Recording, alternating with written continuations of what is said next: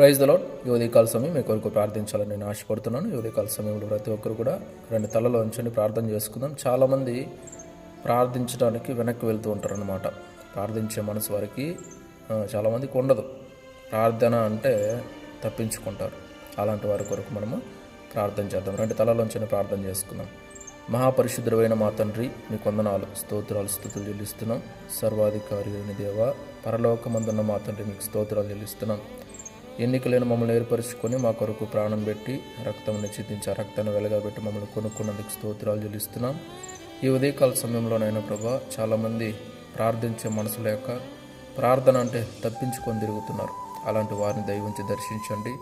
వారందరినీ దర్శించి వారిలోనైనా ప్రభా మీతో సహవాసం చేయాలని, మీతో మాట్లాడాలని, మీతో అనేక విషయాలు పంచుకోవాలని, దేవ ప్రార్థనా జీవితం కలిగి జీవించాలని ఆశ ఆలోచన వారిలో పుట్టించమని ప్రార్థిస్తున్నాం.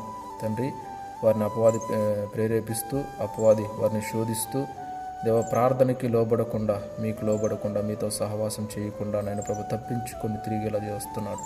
దయవుంచి అలాంటి వారిని దర్శించి అపవాది సంఖ్యల బంధకాల నుంచి వారిని విడిపించమని, వారు కూడా ప్రార్థనా జీవితం కలిగి జీవించడానికి, మీతో సహవాసం కలిగి జీవించడానికి సహాయం చేయమని ప్రార్థిస్తున్నాం. కృపణందించు, దయచూపు, కార్యం చేయి తండ్రి.